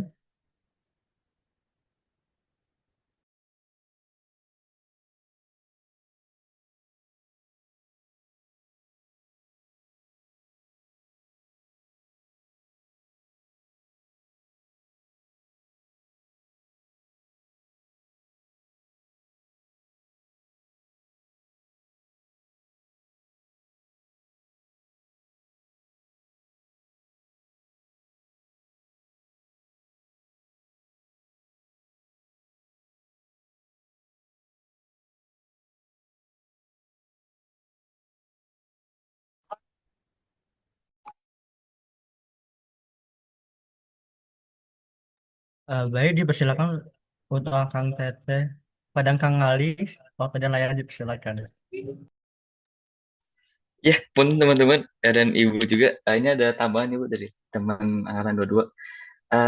Kalau untuk kita magang di semester 7 Ibu, itu terkonversi berapa Ibu kalau misalnya kita magang sambil LTA Ibu?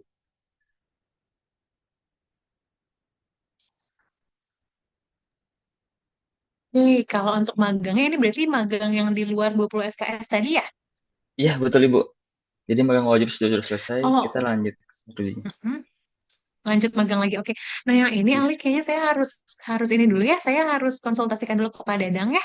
Apakah masih bisa nih gitu ya? Saya mau tanyakan dulu yang pertama, apakah masih bisa nih magang lagi? Kalau dulu kan memang iya, bisa ya. Kalau dulu iya memang Ibu. bisa, tapi kalau sekarang, nah ini yang sekarang apakah masih boleh kebijakannya seperti itu? Saya tanyakan dulu ya.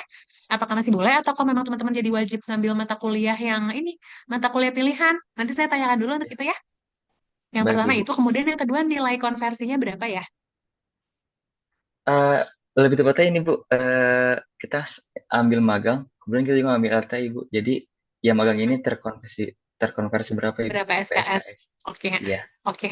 Ya, siap. Nanti ini saya tanyakan apakah masih boleh. Karena kalau yang saya tangkap ya, si kebijakan yang ada kan udah merubah ya. Jadi maksudnya sekarang magangnya nggak perlu di dua tempat. Nah, saya khawatirnya malah nggak boleh gitu.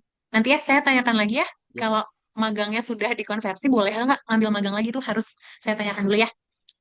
iya. Baik Ibu, terima kasih. Karena kita ini Bu mengacu ke Oke. angkatan Mm, 2021 Ibu, yang dimana semester iya, 6 iya, iya. magang, semester 7 juga magang, ya, untuk mengisi kekurangan SKS. Baik Ibu, terima kasih Oh, Ibu. iya, iya, iya. Ah, ya, Ya, sip. Makasih.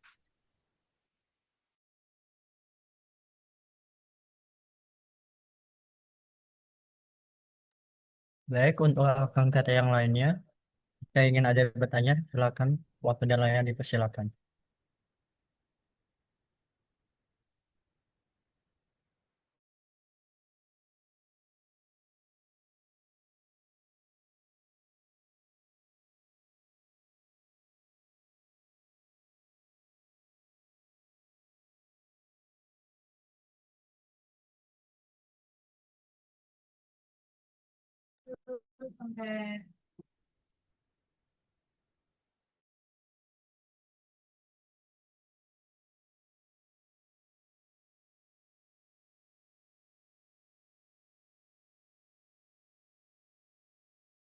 Baik, pada Teh Rizka, waktu dan layar dipersilakan. Eh, Sebelumnya terima kasih banyak atas kesempatannya buat moderator. Mungkin pertanyaan yang akan saya sampaikan tuh lebih ke nge-follow up lagi yang tadi mungkin sudah ditanyakan oleh Teh Astrid juga terkait mungkin jadwal dosen karena di angkatan 24 terutama mungkin kelas yang kelas di saya sendiri itu banyak sekali yang memang dosen itu akhirnya mengalihkan ke berbagai hari, bahkan mungkin ke weekend. Nah, mungkin tadi sudah dijelaskan juga oleh Ibu Anissa dan Bu Ken bahwa mungkin dosen juga nggak hanya mengajar, tapi ada tugas lain yang mungkin apa ya, yang akhirnya mengharuskan mereka mengganti hari atau mungkin mengubahnya menjadi asinkronus. Tapi menurut saya mungkin itu bisa di apa ya, kegiatan perkuliahannya mungkin bisa tetap berjalan dengan adanya dosen pengganti karena di kelas beberapa mata kuliah saya pun itu benar-benar dialihkan, tidak ada dosen yang menggantikannya. Jadi dan setiap kelas kan juga mata kuliah yang lainnya juga terkadang sama-sama diganti gitu. Jadi akhirnya bentrok.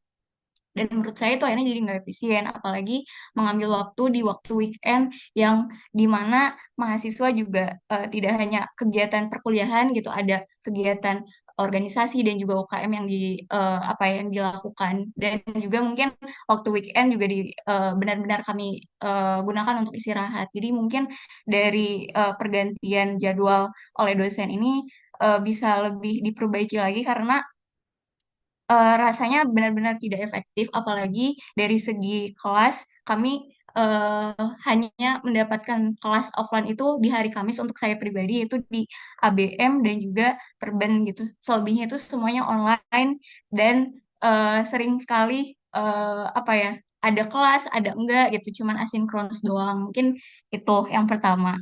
Terus yang kedua terkait mungkin dari ketersediaan kelas, sebenarnya untuk saya pribadi itu tidak masalah jikalau mungkin harus dialihkan ke Kandaga ataupun ke PPBS. Tapi mungkin karena nanti ada mahasiswa baru juga angkatan 25 yang tentu ketersediaan kelas di vokasi juga tetap terbatas.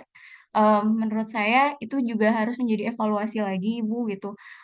Karena kami juga pernah waktu itu di Kandaga kami sudah datang, tapi ternyata kelas di sana belum dipastikan bisa atau enggaknya sehingga mengundur waktu sekitar sejam yang akhirnya membuat kelas juga tidak efektif yang akhirnya mengundur waktu ke mata kuliah lain juga. Jadi mungkin sebentar lagi juga sudah ada maba, ketersediaan kelas untuk angkatan 24 dan 25 ini bisa lebih dipastikan lagi.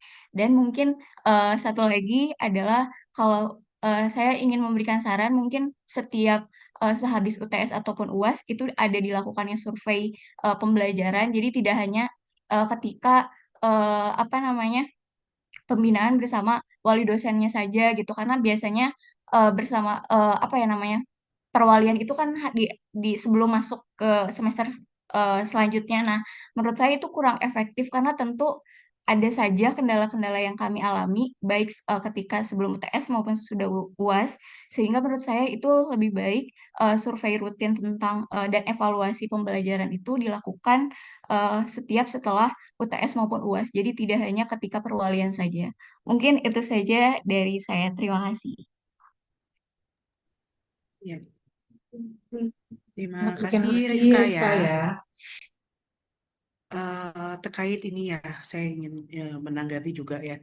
Tadi dosen mengalihkan berbagai hari gitu ya, bahkan ke weekend. Nah, ini mungkin juga kealaman juga ya sama saya juga ya, Rifka ya kan kebetulan juga eh kita bareng ya Rifka ya di Pemda ya, akuntansi Pemda gitu.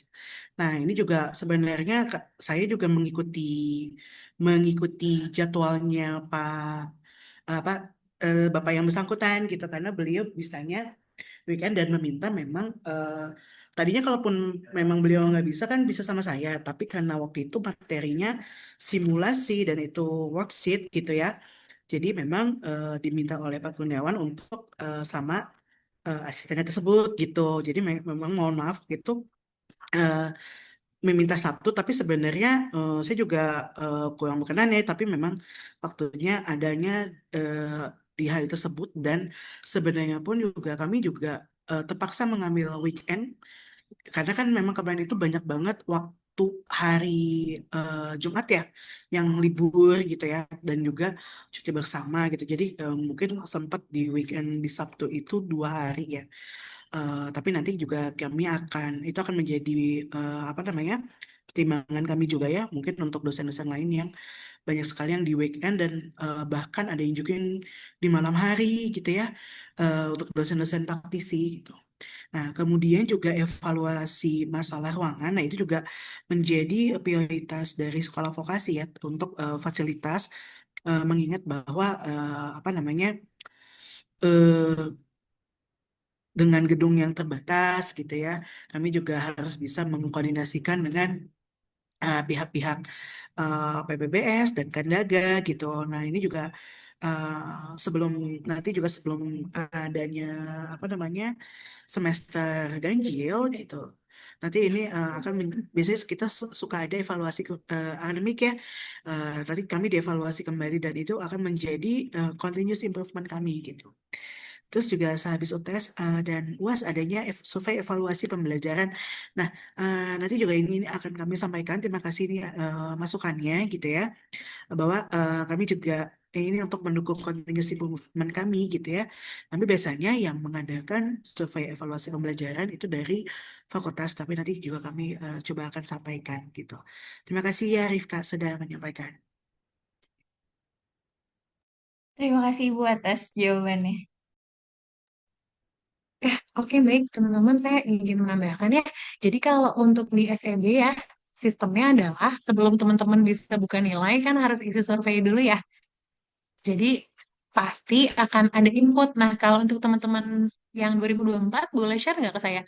Kemarin ketika mau lihat nilai, perlu mengisi survei dulu nggak? Survei penilaian kualitas pembelajaran.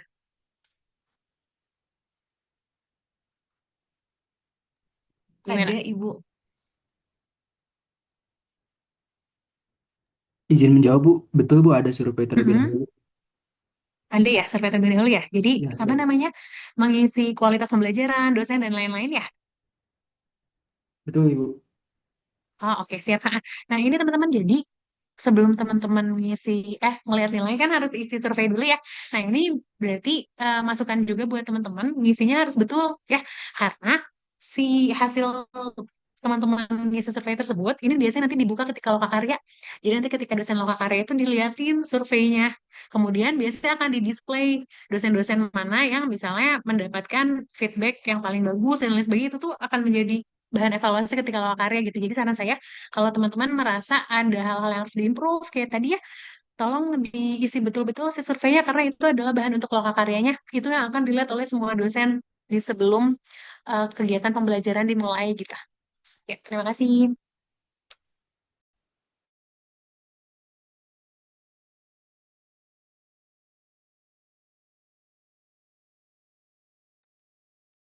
Baik, selanjutnya pada Kang Tete yang lainnya, jika ada yang ingin bertanya, waktu dan layar dipersilakan.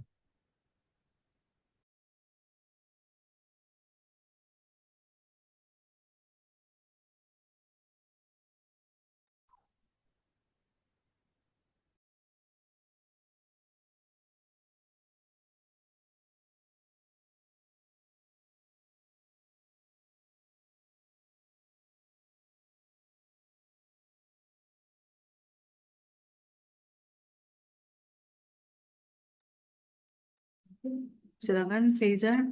Baik, pada TVJ waktu dan layar dipersilakan.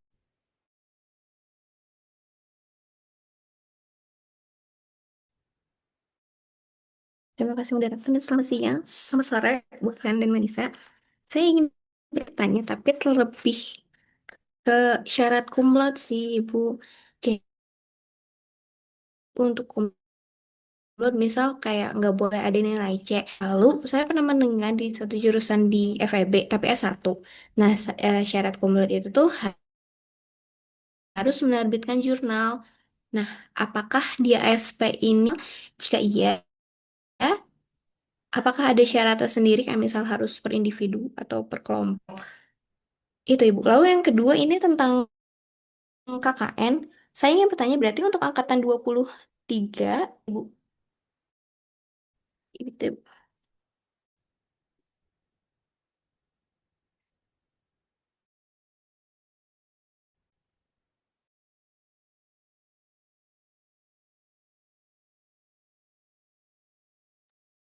Sorry Faiza tadi agak terputus. Tadi yang syarat cum laude gimana? Boleh tolong diulang nggak? Boleh. Oke, jadi saya ingin bertanya terkait syarat cum laude. Apakah ada syarat tersendiri, misal tidak boleh ada nilai C? Lalu apakah ada misal di jurusan lain di S1 itu harus menerbitkan jurnal? Apakah di ASP juga demikian? Lalu apakah si jurnal itu tuh harus berkelompok atau individu? Begitu. Oke. Kalau yang terkait KKN, Nah, terkait KKN berarti untuk angkatan 23 untuk saya dan teman-teman berarti bisa diambil semester ini ya, Ibu? Semester depan maksudnya saat semester 5. terkait KKN bisa diambil kapan? Oke, baik. Eh, Mohon izin ya, teman-teman. Jadi kalau untuk yang KKN dulu mungkin ya, KKN itu bisa diambil sejak semester 5. Jadi teman-teman boleh memilih ya, mau ngambil di semester 5 atau semester 7. Begitu. Itu ya. Jadi mulai semester 5 teman-teman sudah bisa mengambil KKN. Kemudian untuk tadi syarat cum laude ya, memang betul ada peraturan di perubahan di peraturan rektor kalau saya nggak salah ya. Dan terkait jurnal dan lainnya, kalau dulu itu harus jurnalnya itu minimal Sinta 1 teman-teman sebagai penulis pertama. Sintanya Sinta satu atau Sinta 2 ya Bu? Saya lupa itu ada di peraturan rektor, nanti mungkin harus dicek dulu ya. Nanti kami bantu cek dulu ya ke peraturan rektornya ya. Apakah sekarang masih boleh itu dengan publikasi itu juga harus dicek lagi. Nanti akan kami cek dulu ya untuk yang syarat cum laude. Tapi kalau untuk KKN ini bisa diambil sejak semester 5 ya.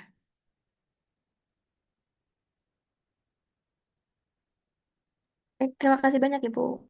Ini sama-sama. Sama-sama.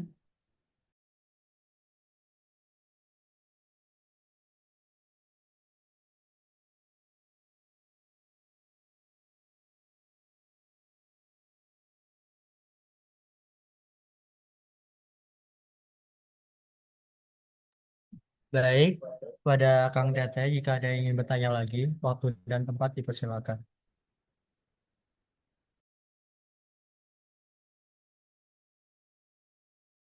Oh ya, V mau menambahkan untuk yang pun kalau misalnya jurnal itu menjadi syarat cum laude, itu dikerjakannya sendiri, tidak bisa berkelompok dan harus menjadi penulis pertama, nggak bisa jadi penulis kedua gitu.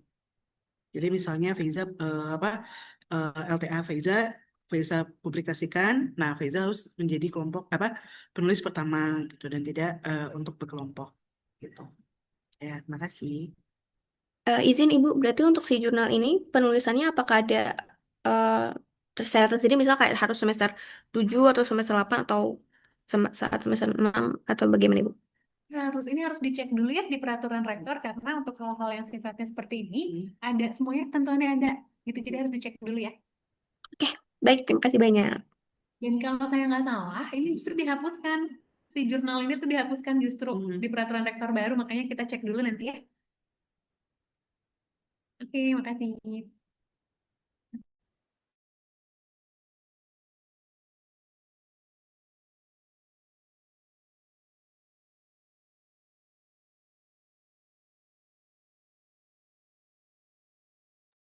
Baik, pada Kang Teteh yang lainnya, jika ada yang ingin bertanya, waktu dan tempat dipersilakan.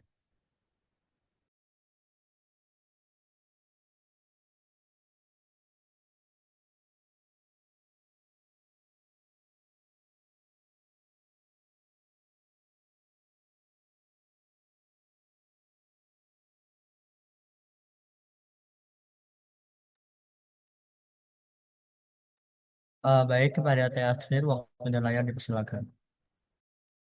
Baik, terima kasih moderator. Mohon izin bertanya, Ibu. Di sini ada pertanyaan titipan dari teman kami. Tadi membahas mengenai magang 3 bulan. Katanya apabila magangnya boleh 3 bulan, lalu 3 bulan sisanya itu untuk menyusun laporan. Apakah di 6 bulan tersebut bisa mengambil mata kuliah atau tidak? Karena kalau nggak salah waktu itu di surat edaran nggak boleh, tapi dengan kebijakan 3 bulan ini, apakah di masa untuk menyusun laporannya, apakah bisa dipakai untuk mata kuliah atau tetap gak bisa? Ya, Ibu. Ya. Tidak bisa ya teman-teman. Jadi untuk magang memang dikhususkan untuk magang saja, jadi tidak bisa sambil ngambil mata kuliah. Baik, terima kasih Ibu. Silakan Rizky tadi raise hand. Mangga kalau Kepada mau kami bertanya. waktu dan layar. Ya Ibu, mungkin saya izin bertanya Bu, kalau out question dari Astrid juga, mungkin kan tadi Astrid bilang, yang seperti Astrid tanyakan, kalau misalnya tuh, kalau kami magang nggak boleh sambil ambil mata kuliah kan Bu. Nah kalau misalnya tuh kami sambil ambil KKN gitu Bu, kayak misalnya tuh di semester 6 kami mengambil magang sama juga KKN, apakah itu diperbolehkan Bu? Karena mungkin di semester 5-nya kami tuh ada eh, pertimbangan mungkin Bu, apakah kayak kami tuh ingin memenuhi SKS pada mata kuliah pilihan gitu, yang tidak memungkinkan mengambil mata kuliah KKN itu pada semester 5. Magang sambil KKN sepertinya tidak memungkinkan ya, karena kan KKN kan teman-teman harus hadir offline. Magang juga sama harus hadir offline. Jadi kalau misalnya udah gitu KKN kan biasa ditempatkan ya di daerah-daerah gitu. Jadi secara operasional tidak memungkinkan itu. Jadi harus pilih salah satu sih, tidak memungkinkan ya kalau dua-duanya diambil sekaligus. Tapi mungkin saya bertanya Bu, kalau misalnya tuh magangnya 3 bulan dan 3 bulan lagi itu tadi dipakai untuk menyusun laporan, kan berarti 3 bulan tuh kami menyusun laporan itu tuh kami tidak ada di tempat magang ya Bu ya, berarti kami sudah bebas gitu, tinggal menyusun laporan saja. Apakah seperti itu masih bisa Bu untuk mengambil KKN? Apakah tetap tidak bisa? Nah ya, tadi yang disampaikan Pak Dadang tadi ya 3 bulan, kemudian 3 bulan lagi menyusun laporan itu sebetulnya untuk membantu agar teman-teman tuh nggak usah nyari dua tempat magang gitu. Tapi tetap saja dalam kesehariannya, walaupun sudah tidak magang, teman-teman diharapkan fokus ke sana gitu. Jadi 6 bulan itu diharapkan memang fokus ke sana. Jadi kan mungkin dalam waktu 6 bulan ini teman-teman nyari dulu tempat magangnya gitu ya. Kemudian baru magangnya, baru menyusun si laporannya. Jadi bukan berarti gitu ya 3 bulan itu 3 bulannya lagi free time, bukan seperti itu ya. Jadi maksudnya 6 bulan itu untuk mengakomodir agar teman-teman ini nggak usah nyari tempat magang lebih dari satu gitu maksudnya. Kebayang ya, karena selama ini kan teman-teman kan nyari tempat magang kan harus dua ya, karena kalau ngasihnya cuma 3 bulan kan nyari lagi. Nah maksudnya tuh mau menghindari seperti itu gitu.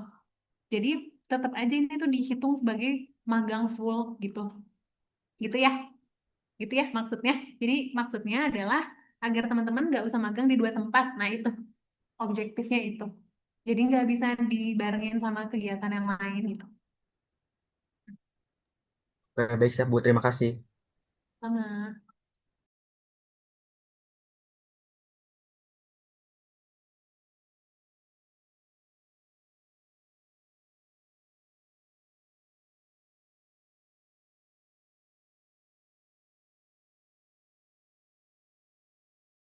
Baik, apakah masih ada akang teteh yang ingin bertanya waktu dan layar dipersilakan.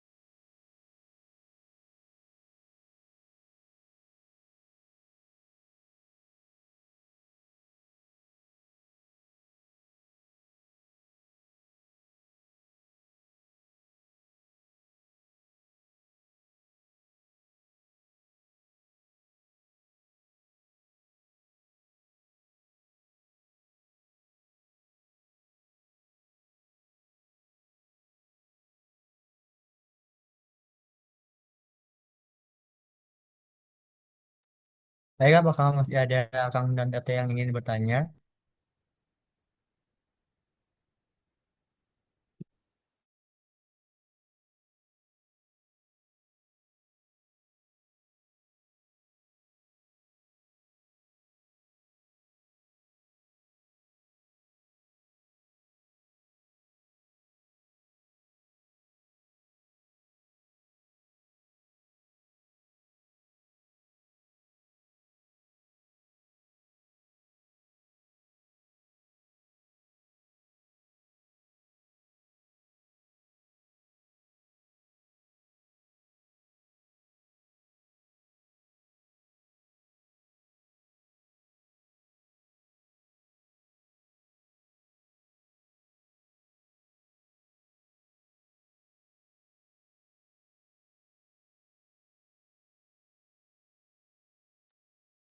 Baik, jika tidak ada yang ingin bertanya, Kang dan Teteh, saya izin tutup sehati Vol satu hari ini, sesi tanya jawab kali ini.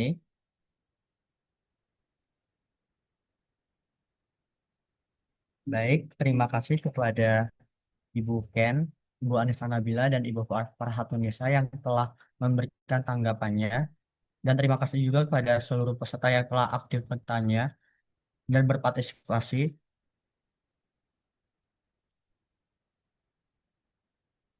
Untuk transparansi jawabannya, pertanyaan yang telah di, yang telah ditanyakan oleh Kema akan kami share di Instagram Hima.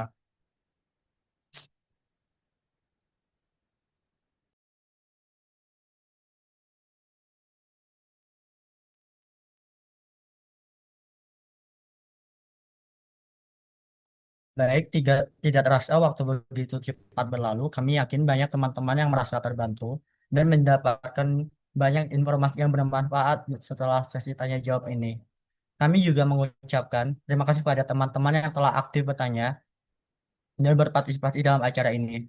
Semoga informasi yang telah disampaikan dapat bermanfaat bagi kita semua dalam menjalani kegiatan perkuliahan ke depannya nanti.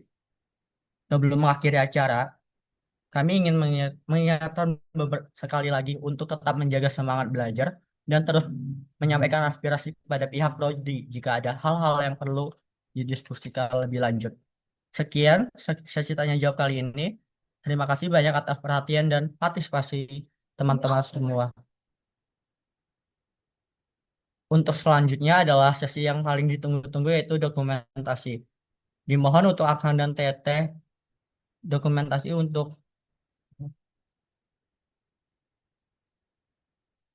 on cam-nya Teh Kang. Sumpah. Nah, itu saya nggak ada.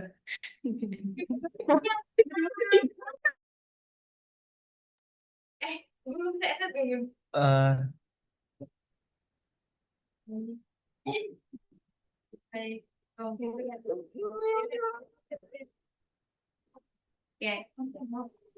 Baik, ini.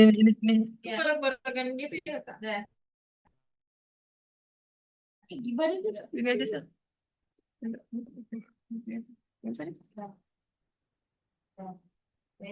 Oke, mulai ayo. Oke, dan ya. Akhirnya sampailah kita di penghujung acara saat Evolve satu hari ini. Kami ucapkan terima kasih.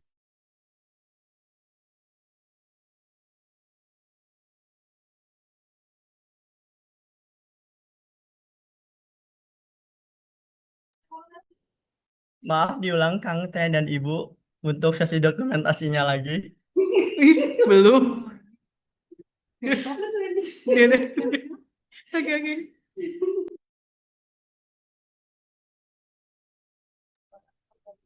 Dokumentasi akan dipandu Baik, oleh saya ya. baik. Satu, Muncul dong. sebentar. 1, 2, 3.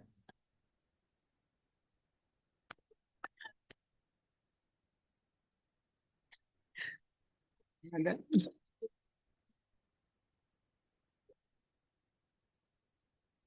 Udah.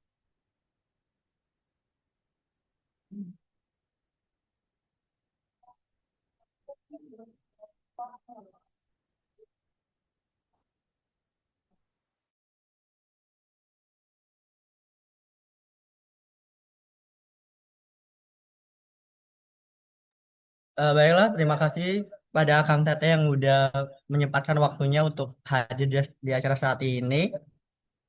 Ya, apa? Baik, saya akhiri.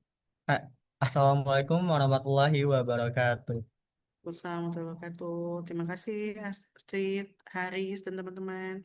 Saya izin Terima leave kasih ya. banyak Ibu Ken, Bu Farhatun, dan Bu Selamat Anis. Waktunya dan jawaban-jawabannya. Terima kasih juga rekan-rekan Kema. Mungkin kalau mau live, sudah diperkenankan untuk live Zoom ya teman-teman.